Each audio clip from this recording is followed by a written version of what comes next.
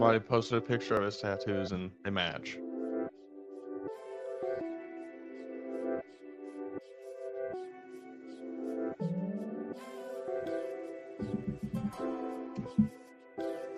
This is The Joe Gaither Show on BamaCentral.com.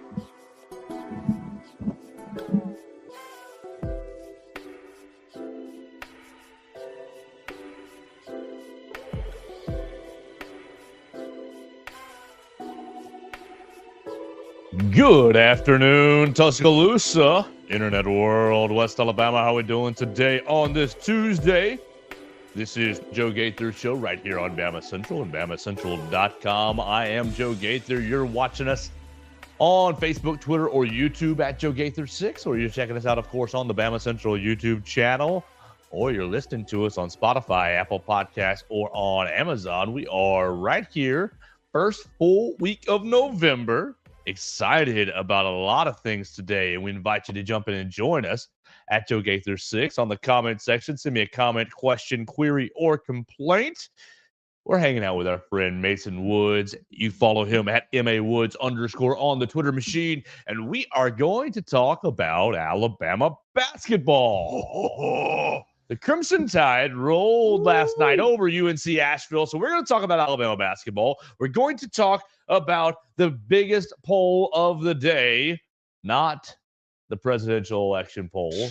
We're going to talk about the college football playoff poll. Finally, it is here, the first edition of the 12-team playoff poll. We also get Maction tonight. So, hey, and NFL take your trade mind off of deadline. things. My Chicago wow. Bears have already made a move today. Oh, I've seen some moves happening. What I saw, what did the Bears do? I remember Bears, seeing it, we set Khalil Herbert that's free. what it was, yeah. Khalil Herbert is now with the Cincinnati Bengals in exchange for a 7th-round draft pick. He was rotting away on our bench, so he gets new life. Get something out of this. Absolutely, for sure. He's not a bad player, just kind of a crowded running back room. So, big Tuesday. Plenty of things to focus on outside of the election today. Absolutely, dude. Plenty. And you know what? It's even better for me, Mason. When I got home from Alabama basketball last night, I put on Monday Night Raw. How was it? And I made it about halfway through before I was. Yeah. That's fair. And so I got tonight as I'm waiting for to find out the fate of the world. I'll be able to watch wrestling. I'll be able to watch Maction. I'll be able to distract myself very, very well. And I hope you and yours make a plan for the evening. Spend some time with your family. This will be. I mean, I know the natural thing will be to be stuck in front of one of the legacy media TV channels watching who's getting what state. And I understand there's a lot of feelings and emotions on the line, but maybe a good look. It's just one thing that's helped me get a whole lot better at fantasy football is not staring at my phone the entire Sunday, looking at the scoreboard, just looking at the scoreboard. Yeah. Look, can I get one more point? Can they get one more? No, just so go bad do about something. Go have go read a book. Go do an activity. Come back a couple hours later, and you'll see. Oh, it's updated. Points? All Awesome. right, sweet. Yeah, that's a great feeling. But So tonight, take the same concept.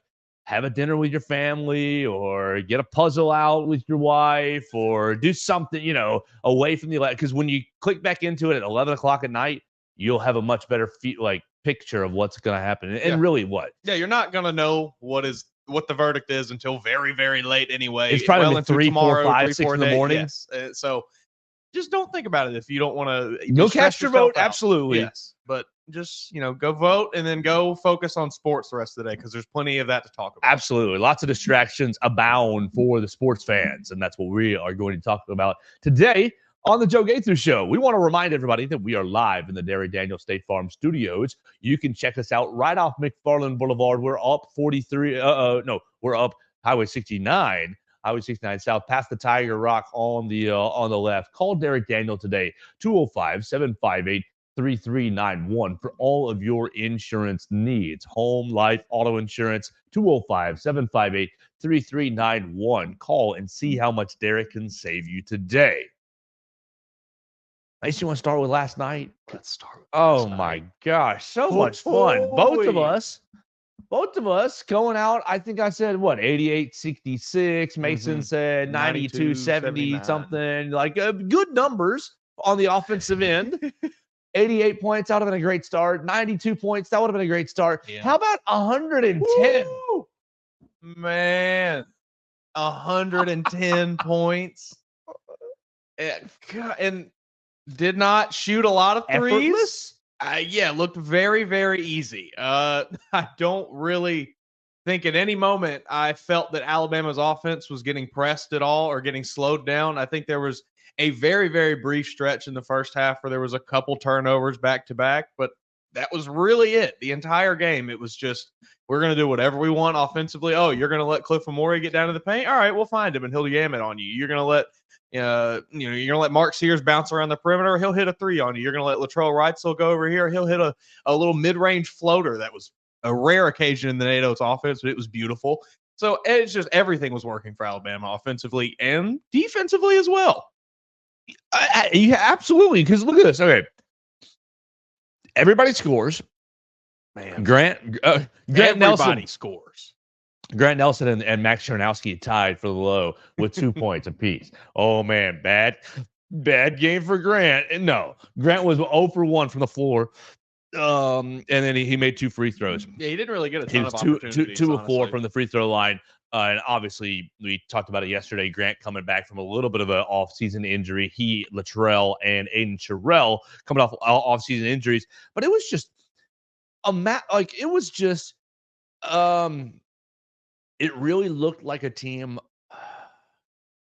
because this is going to sound like not a compliment, but it was. It looked like a team that was playing in the summer.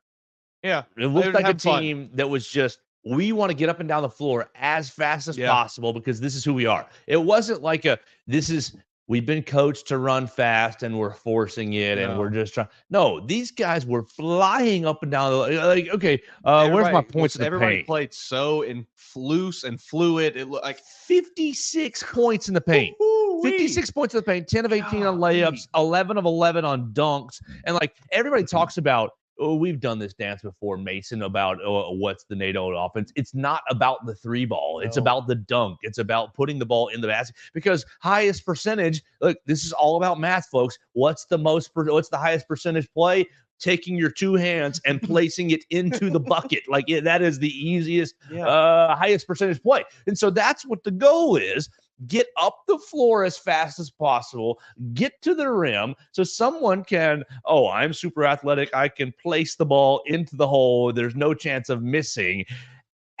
Or get fouled and get to the free throw line where you should be a 70 to 80% free throw shooter. 37 free throws for Alabama last night. They made 26 of them for 70%. You want the percentage to be a little higher, but you get into the line a ton of time. So like, exactly. It's dunks and layups. It's free throws second, and then it's 3-pointers. And you see it on display. Like only 8 of 18 from beyond the 3-point line. Like you see, that's 44%. We will take that percentage all day long. But you're saying 18, that seems like a little low of a number. But that's exactly what the offense is supposed to be. Many years, the last couple of years, you haven't had that presence inside. The presence inside, but the ability we can get up the floor in 2.5 seconds. Like, yes, Mark's done it some last year, and you had JQ did it a little bit during his time, and a couple different guards did it some. But like the consistent, you put Aiden Holloway, you put LeBaron Philon, you put Mark Sears on the court together, any combo 2 out of 3 or all 3 of those guys. Latrell is out there as well. Like you got some of these guards that are just naturally, as soon as I get it, I'm looking up and everybody's flaring out, everybody's leaking to the basket, and it's just like, you better be getting back on this team or you have no shot to play this team. Every single member of this team can do that. There is there's no weak link as far as stretching the floor and getting fast breaks and making things happen offensively. It was like watching, it was poetry in motion, that game last night. Like it was just a beautiful thing. I overlooked it. Fast break points, 33. just like, 33. So what's 33 from 100? From 110? That's 80. You would have scored 83 points without the fast break. Like that's the element that sends you into. We're blowing you out. That's what puts them over that. That's what puts them over the hump of just being a good offensive team to being an elite offensive team. All right. Everybody excited about Mark Sears, obviously. 20 points, 6 of 8 from the floor, 3 for 4 from beyond the arc. Effortless indeed. 3 rebounds, 1 assist, only 2 turnovers from Mark. Played in 24 minutes. Like, when you think about last year where he's going 39 minutes and just like Dying every game. And he's out here, I'm just stroking 3 balls. He probably barely broke a sweat. Nate Oates did say after the game that Sears' defensive effort was significantly better than it was last year, and I thought that was very apparent. Top to bottom, the defense was awesome, but it's really with Sears, he was like just locking dudes up right at the 3-point line. All right, we talked about it really before we started yesterday. Alabama's defensive effort. Mm-hmm. And we know Coach Oates' metric. We want to be holding teams between 0.6 to 0.7, really 0.7 or under. Have you seen it? Did you see last night's blocks? What was it? What's your guess? Points per possession for Alabama basketball's defense against UNC-Asheville. I guess say 0.5. Okay, that's you thought they did really good, and they did do well. It wasn't 0.5, it was 0.75. That's still yes. Compared to last year, where you're going 1.1, where you're going 0.99, where it's just like, my gosh, barely hanging on. Night and day difference from last year's team, and it's you have to see it. You kind of have to watch it and see it in action. Like, obviously, you can read the box score and see that Alabama completely dominated, but seeing it in person, seeing it happen on the floor, like top to bottom, again, this team is so incredibly deep. You got 12 guys that can be in rotation, basically. It's just like, what do you do if you are playing against Alabama? There's no way to about the defensive link. I mean, we talked about Cliff, and we're all excited about Cliff coming in from Rutgers, but you had Cliff, you got Jaron Stevenson, you got Darian Reed. When Cliff gets tired, and he might get tired a little bit this year. When Cliff gets tired, you got Aiden Sherrill. Like, just the length of the team. Yeah, Aiden Sherrill, bigger than I realized. I knew he was a big guy, obviously, but like, you see him on the floor, and he just sucks up space out there. He's insane. He's like a brick wall. He was all over people. He was everywhere. He was in the limited time he played last night. He was very, very impressive. I was super happy with his performance, and I think he's going to be a big piece of the team this season. Aiden Sherrill, 6 points, 6 points, 9 rebounds. He was 9 also rebounds a hard hat winner in 17 minutes. Unbelievable. 17 minutes. He had 1 assist, 1 foul, 1 steal. He was great for not playing really any in the preseason. And honestly, you said he only played 17 minutes. It 17 felt minutes. like watching he played more, and maybe that's just because he was so impactful in his time on the floor. He was very, very good. Someone else very impactful in his time on the floor. Only 16 minutes for number 10, Mo Diabate. Give me Mo D. 11 points, 5 of 9 from the floor, 7 total rebounds, 2 assists, 1 foul for Mo Diabate coming off the bench. He will never start for this team. Let's just all come to that agreement right now. But I think you said it while we were watching last night. He's not the best player. He's the most important player. Maybe. Latrell Wright. Somebody asked Latrell Wright after the game about it. He said, and me and you have said, he's a junkyard dog. He can do whatever you need him to do. And that's the perfect description of Mo D. He is not going to wow you with, amazing, flashy plays, but he is just going to play extremely hard-nosed basketball. And he's going to make things really difficult for you on the defense or on the defensive end. And then he's going to go down and he's just going to play like a pit bull once he gets the ball in his hands. Yeah, 4 offensive rebounds. 4 of his 7 rebounds coming on the offensive end. Makes his only 3-point shot, so he knows I'm not a 3-point shooter, but when I get it and when I like it, I'm going to knock it down. I just think, I'm going to have a hard time this year, Mason, between Mo and LeBaron being my favorite player. LeBaron was, whoa. And you had kind of talked him up to me a little bit. Obviously, did you believe me before last night? I didn't know he was going to be as good as he was. He blew my expectations out of the water. He was ridiculous. Yes, the feel, just the natural instinctual feel that he has for basketball is off the charts, and you can just see it when he plays. He is always around the basketball. Anytime there is anything, it's like, oh, you get a little tip from LeBaron. Oh, he's around there to catch the outlet pass. Oh, he's there to catch a ball driving to the basket. Oh, he's there on the perimeter to shoot a three. He's just amazing. He was everywhere. He did absolutely everything. I think the only possible negatives that you can say was he just made a couple freshman plays. I think once he dribbled the ball off his foot, he made a bad pass once, just a little ill-advised pass trying to get it up the court. But, he was trying to make a play. He's looking up the court to find. So, yeah, he is every bit as good as advertised and more. At 11:49 in the first half. At 11:49 in the first half, LeBaron Philon gets a steal. At 11:46, I'm just reading his chart. Good layup. 11:46 awesome. Again, not a second later, steal from the underneath, and then it gets 11:42 and 43 good free throws because they fouled him trying to get back. Like he got a steal, straight to the basket, layup. Oh, you're inbounding the ball. I'm just going to tip it away and steal it again. And he almost got the and one on it. The ball, it rolled, it rolled. Oh, man. He was fantastic. How does Nate Oates go to sleep last night? I don't know how the adrenaline goes from level 10 back down to level 1 or 0 so you can go to sleep after that performance.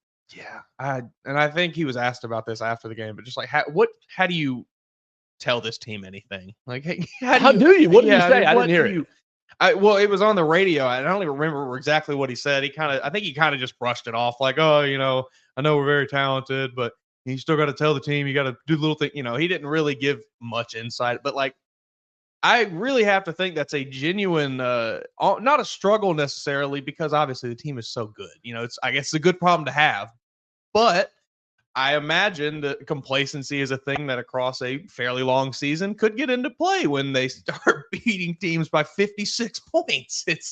Both of us, 26, 27 and a half. That's probably a little much. Yeah. That's a little much. This is the conference favorite. This is a team that is favored to win their conference. I don't know. They're going to win probably 22, 23 games this year.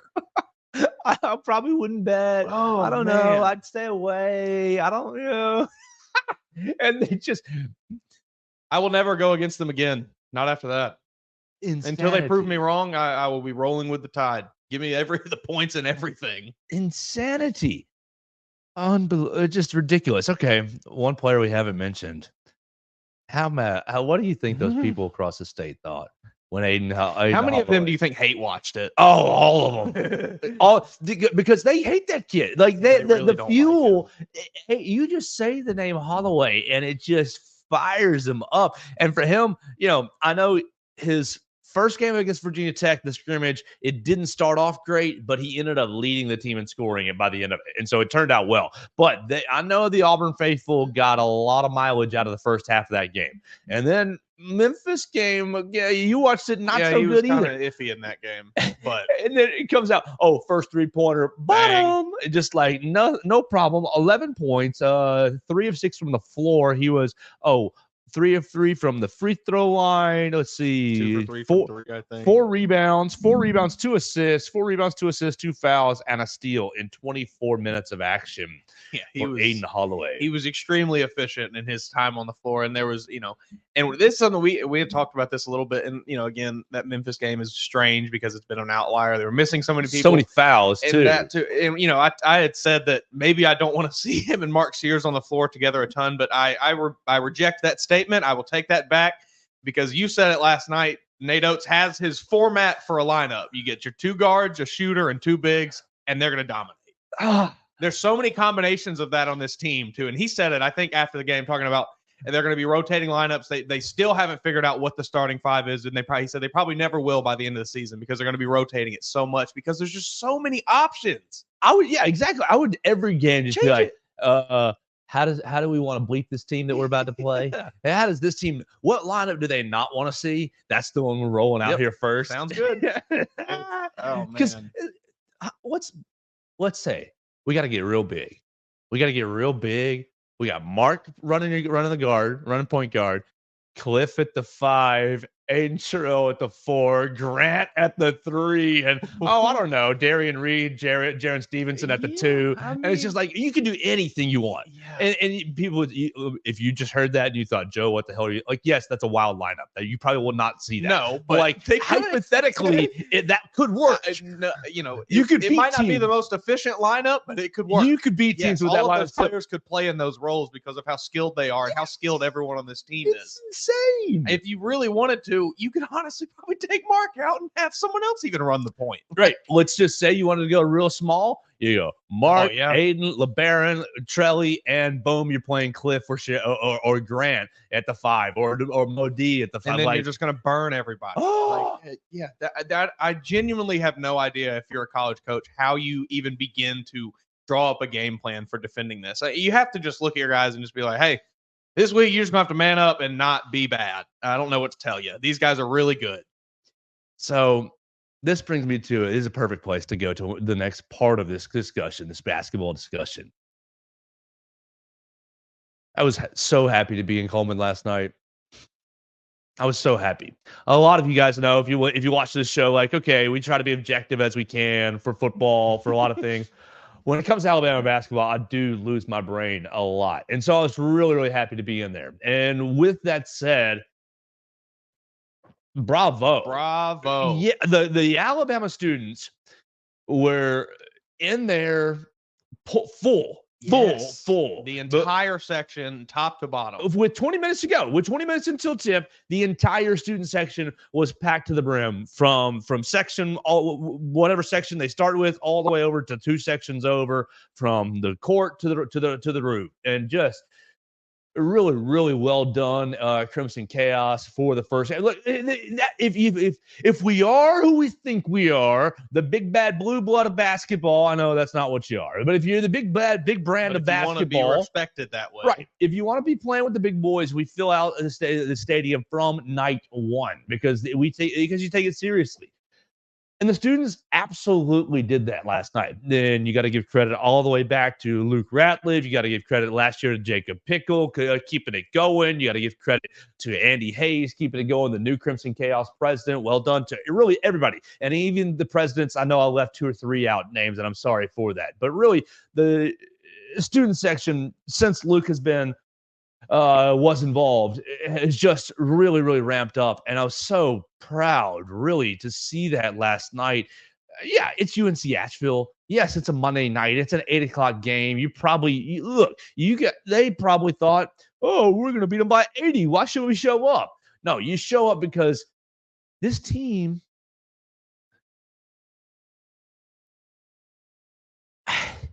if you're not getting to these games, you're going to be kicking yourself. You are missing out. You're going to be like we said it with Brandon Miller 2 years ago. Like premier, you need to watch this. Yes, we said it with Brandon Miller 2 years ago. And last year's team, I know, underwhelmed during the regular season, but obviously they put it all together at the end. Like the program right now, if you have an inkling for liking basketball at all, like this is your time. And so the students, A++.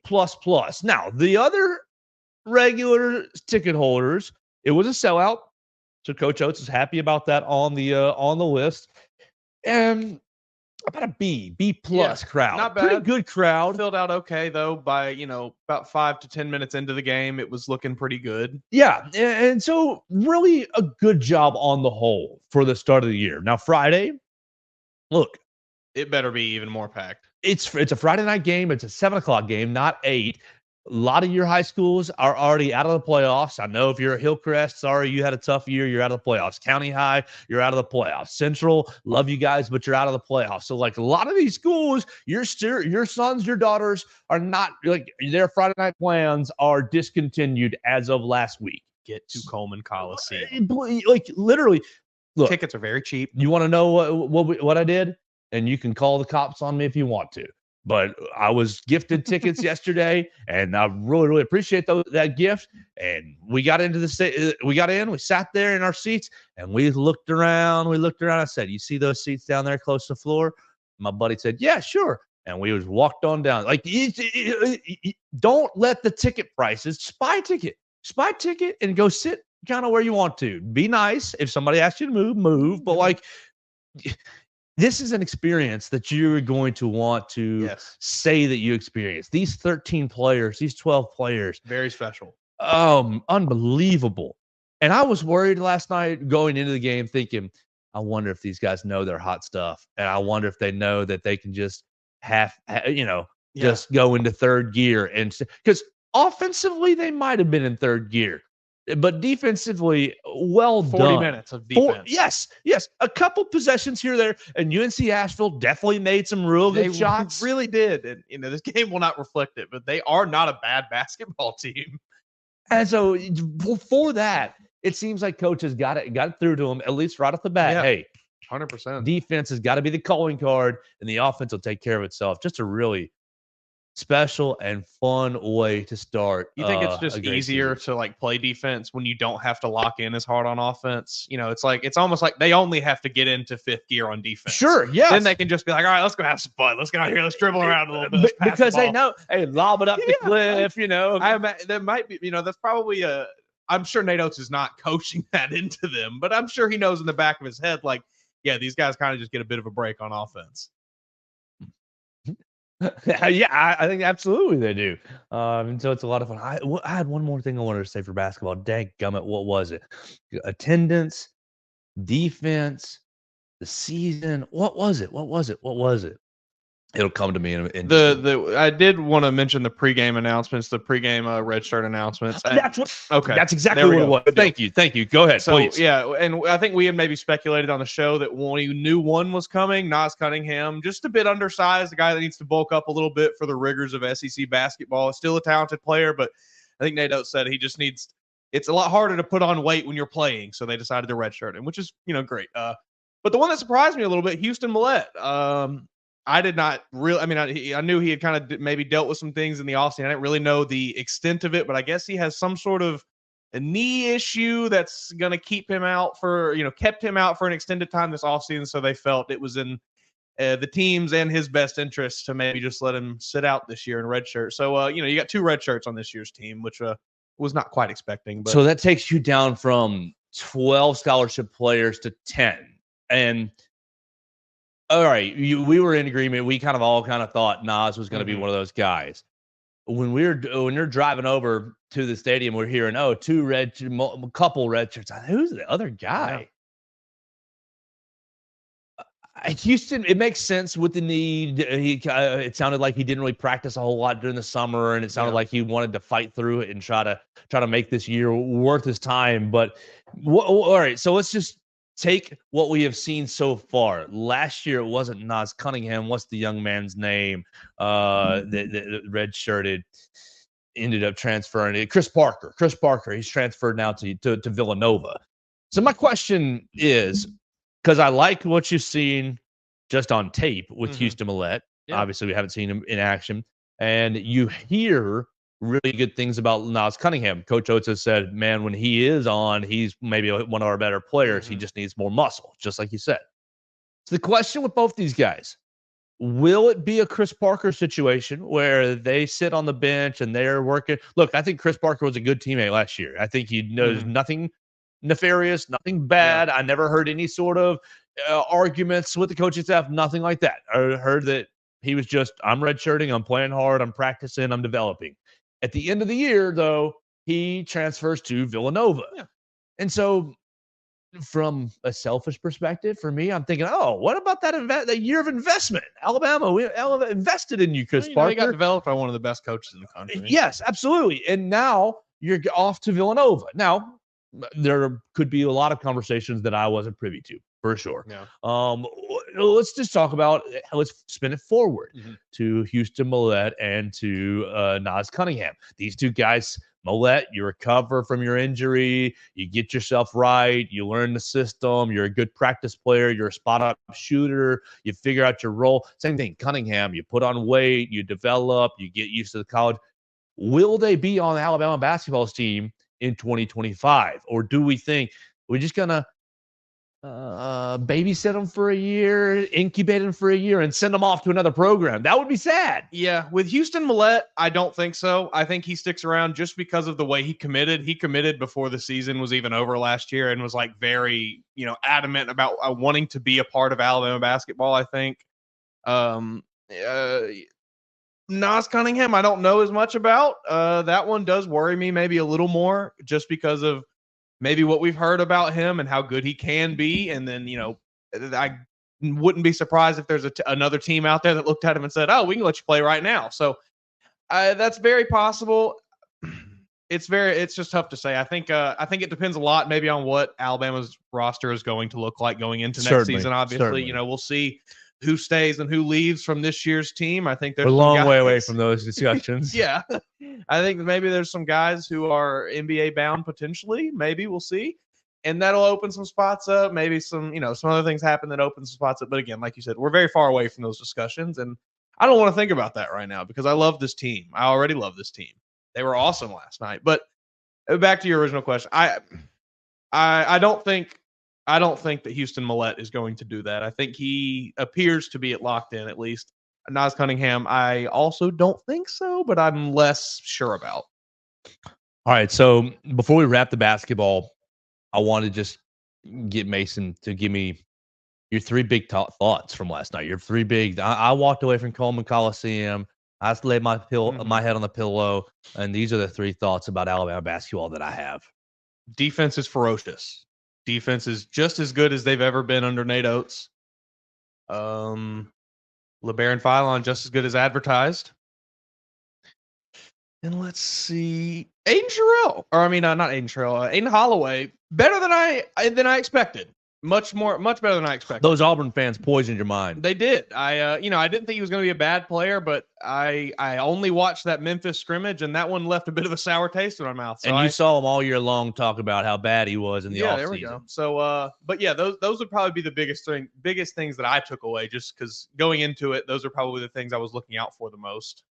Friday night, 7 o'clock, Arkansas State. Look, be in there not only for this team because they're very, very special, but Brian Hodgson Yell comes at Brian back. Hodgson. Yeah, give him a little, give him a cheer, but also give him a jeer because, he'll appreciate it. He will. He absolutely will. He'll take it in great stride. And I think we should welcome Brian Hodgson back with open arms and lots of, welcome him back with an intense environment. You helped build this intense environment. Now you get a little taste of it on the other end. I think that would be the nicest gift that we could give Brian Hodgson. Absolutely. All right, so let's move on. We're going to talk about tonight's college football playoff poll, and then we are going to wrap it up and get out of here. Before we talk about the playoff poll, though, we have to tell you about our friends, Purple Turtle Roofing. They're the most reliable residential roof replacement company in Alabama and Mississippi. Whether it's addressing leaks, storm damage, or general wear and tear, Purple Turtle Roofing is going to be there to deliver exceptional roof repair for your property. Purple Turtle Roofing is the leading expert in the local residential roofing solutions, specializing in providing unparalleled service and quality craftsmanship for all your roof replacement needs. Call Dustin Foley and his team today at 877-PT-ROOF-5 for your free inspection. That's 877-787-6635 to schedule your appointment, and one of their qualified employees will come check out your roof for free and make sure you're prepared for any and all of life's storms. Check them out online today at roofturtle.com. Mason, do you remember? Are you even old enough to remember commercials that had like the phone numbers with actual words in them and how the words? Oh yeah. I remember. I was fascinated. Blew my mind. I had no idea how it worked. Right. Until I saw a cell phone or saw a phone and I was like, oh. How can I type in, roof on my phone? No, it's 877. I remember a very specific conversation with my dad. Like, how does that work? And he was just like, oh, buddy. 877-787-6635 for your free roof inspection. We always appreciate Purple Turtle Roofing for sponsoring the program. And, of course, we want to remind you we are live in the Derek Daniel State Farm Studios just off McFarland Boulevard. Call Derek for all your home life auto insurance needs. Like a good neighbor, Derek Daniel and State Farm is there. 205-758-3391. Call and see how much Derek can save you today. Last week, we talked about the college football playoff a lot. Let's make sure I have my times right. College football playoff poll. Yep. Let's just make sure we have our times right. It's going to be tonight at 7 o'clock, right? That's what I thought. Yeah, 7 Which o'clock Eastern, so also is 6 o'clock, when- 6 o'clock Central. But I bet you they're going to stretch it across the whole hour and give it to you in the last 10 minutes of the Probably. program. So in the for that first little bit, you can be watching Miami, Ohio, and Ball State, baby, Maction. Ball I'm excited State, to watch they Maction. gave Vanderbilt a little run, didn't they? Yeah, I think so. That was 2 weeks ago. Go Cards, Ball State Cardinals, right? Hey, yeah, we'll roll with that. All right, let's do it. Maction is just the most insane brand of college football. It's so crazy sometimes. It makes for some fun Maction reminds moments. me of 2A high school Yes, football exactly. here in That is AHSAA. Prime, perfect way to describe it. Like Like going just- over to Pickens County and watching the Tornadoes tear it up over there. and you just never know what the coach is going It's to call. awesome. They're like, it's 4th and 16 from their own 33. Quarterback draw. Like, and he's going what? to get it. It's awesome. It's like, what are you doing, coach? And then boom, it works out for you. So tonight on ESPN, it's finally here. Your first edition of the 12-team playoff. And we debated last week if Alabama was going to be in or out. And then Alabama got a lot of help. Yes, they a did. lot of help. Clemson lost, Pittsburgh lost, Iowa State lost. Lots of help ahead of Alabama during the bye week. And the Crimson Tide found themselves at number 11 in the coaches poll and in the AP poll. So Mason, I just have a guess, and this is a total guess at what the playoff's going to look like tonight, what the poll is going to look like tonight. Let's just bounce back and forth. My number 12 team, I'm going to the Mountain West team. I'm going with, obviously, that's the automatic qualifier, the highest ranked non-group of 5 conference champion. And I have Boise State. Are you going with anybody else right there? I've got Notre Dame down there Okay. because I have Boise State higher. Okay. Because I'm not exactly sure how it's all going to work out, but I have Boise State. We can get to it later. But I've got them up at 5. Ooh. All right. That'd be crazy. Well, they'll be a Mountain West champion, assuming, won't they? Right, but that's not, so the first 4 are your conference champions for the top 4 teams. Yeah, and then the fifth team, it can go anywhere, but you are an automatic qualifier, so you can be anywhere from 5 to 12. Okay. So they're not. I thought it was They're not the slotted 15 into gets 5. that 5 slot, and they go to 12 if they were ranked outside of the top 12. That's a No, I think that misunderstanding they on my can be part. I anywhere got you in now. that. Well, then, with that new understanding, yes, Boise State at 12. I think I would agree with that. That's probably where they will slot in the Broncos. Now I put the Alabama Crimson Tide right in 11. That's You feel what that? I have also. Okay. All right. So everybody calm it down. You don't even have to watch the show tonight. You can just bank Alabama in at 11. And who did they? Is it 11-6? Is that it? Yeah, because it's 5-12. 11-6. Oh my gosh, that would be hell. If at 10, I have Tennessee. Do you have anyone? I've got Indiana. I like it. I like Indiana. You've got to be in the field tonight. I think they're going to disrespect Indiana a bit because of their strength of schedule. So I slotted them in at 10. If they don't beat Ohio State, they can go 11-1 without a single ranked win. They won't be in the playoffs. You think so? I agree with you. I don't think they'll be in the playoffs. I think that'd be nuts. I don't think they'll be in the playoff if they lose to Ohio State. Their schedule is so atrocious. That's the problem with these super conferences. Indiana only gets 1 or 2 shots at a real win. Obviously, Michigan. It's their own fault a bit for scheduling a weak non-conference. Sure. Yes, that is the adjustment everybody needs to make. Yes. You just need to say, I'm finding a Power 5 game. Yeah, I'll go play a South Carolina or right, somebody a like Power that. 5 game to give me a good. And I won't be playing West Tennessee Tech, Carolina. West Tennessee Tech for School and Blind. Number 9, I got Penn State. Yep, Big loss me to too. Ohio State, but I still have them in the field. That's what I've got also. All right. 8, I had Indiana. I've got Tennessee at 8. Okay, so we're flip-flopping there. 7, I have Notre Dame. I got Texas. Okay. 6, I have Texas. I got Ohio State at 6. That'd be where Alabama goes. Could you imagine I would Alabama love going to Ohio State. At the Horseshoe? Go Alabama, beat Ryan Day's brains in. Alabama at Texas? That would. Please, football gods, give us one of these matchups. The other that you've seen a lot is Penn State at 6. I'd be fine with that. Happy Valley. The last, if I remember right, the last time they went up to Happy Valley, it went pretty well for Alabama. 2011. Got a big old win. Dear Lord, I know you have blessed me so much, and you continue to bless me. You really do. Amazing things for me. Absolutely. This is completely genuine. If you give me Alabama at Ohio State, at Texas, or at Penn State, I will be so thankful. It would be tears coming down just the experience to see those big brands of college football, Alabama rolling into those stadiums. I mean, Wisconsin this past September was super cool. It was so cool. But you want to top it with Penn State, Ohio State, or Texas, I would be in shambles emotionally just experiencing the whole thing. So, Lord, please line this up. And, we were talking about it for the last 2 years, how cool it's going to be to have a home playoff game in Tuscaloosa. How much cooler is it, though? Yes, to go invade yes. someone else's territory, experience another culture. I would love to see how well Tide fans can maybe travel somewhere like that, too. So number 5, I have Ohio State. I got Notre Dame at 5. They're going to get some shown us respect. so many times that they just love Notre Dame.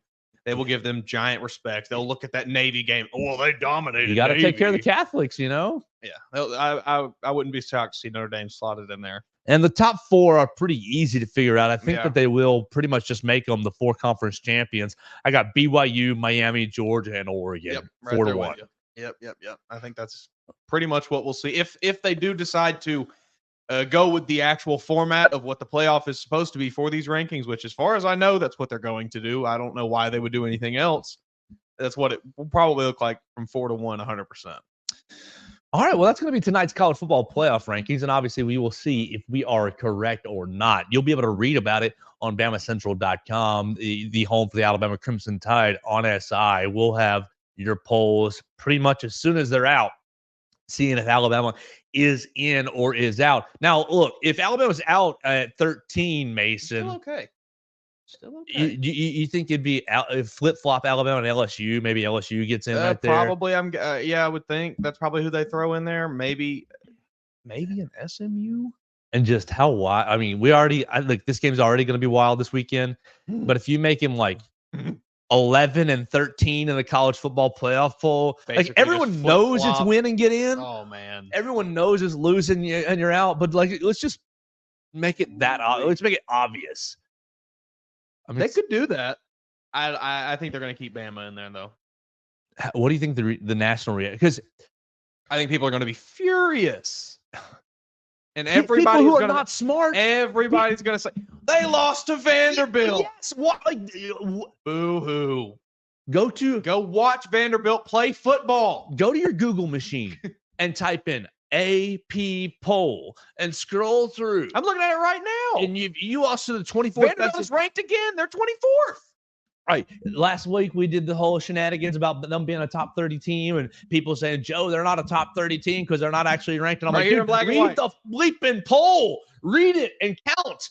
+1 is 26. Now you're back in the polls. So they're not a top 30 team. You're right. They're a top 25 team.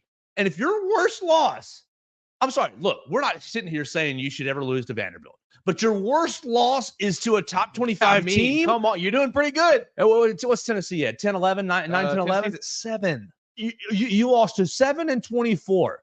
Are those the, like... That's what you're going to hang your hat on as being like the death of Alabama? Big black marks on your resume. Ridiculous.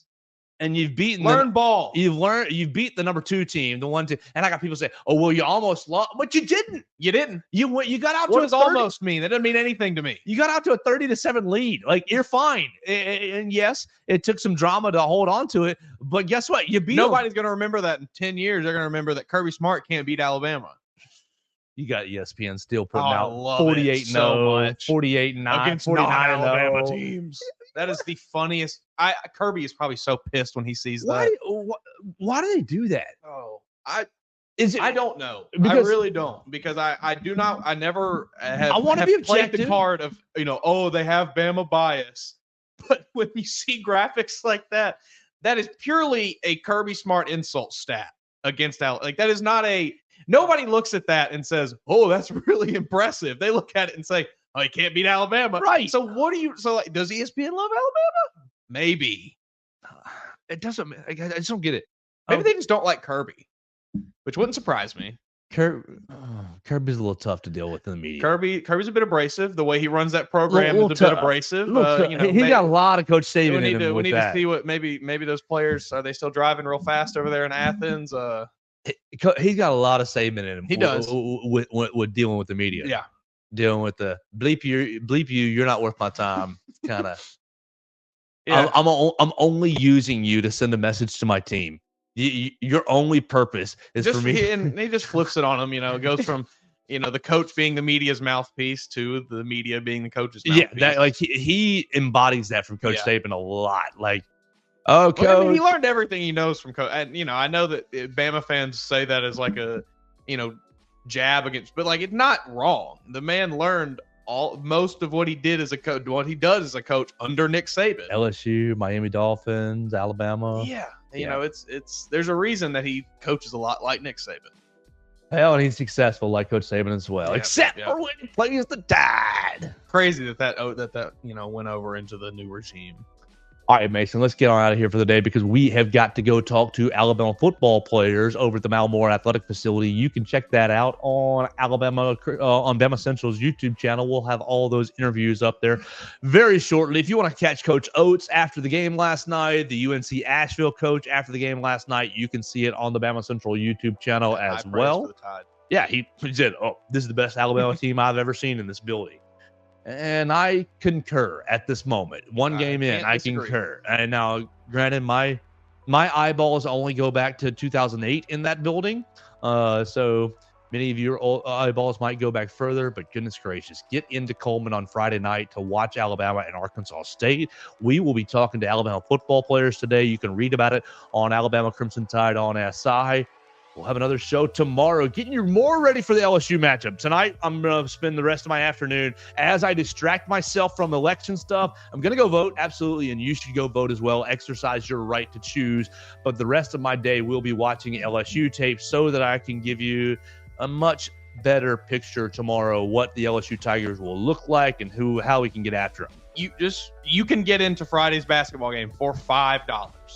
$5 US will get you into this game. Do not let anything stop you from being in Coleman Coliseum Friday night. $5 history in the making. Absolutely. So be there, and we will be back tomorrow with another edition of the Joe Gaither Show, talking Alabama LSU as we keep rolling on the month of November right here on Bama Central and BamaCentral.com. Thanks for joining us on today's edition of the Joe Gaither Show on Bama Central. Keep up with Joe on all his social media pages at Joe Gaither6. Subscribe, rate, and review the show on Spotify and Apple Podcasts, and be sure to read us daily at BamaCentral.com.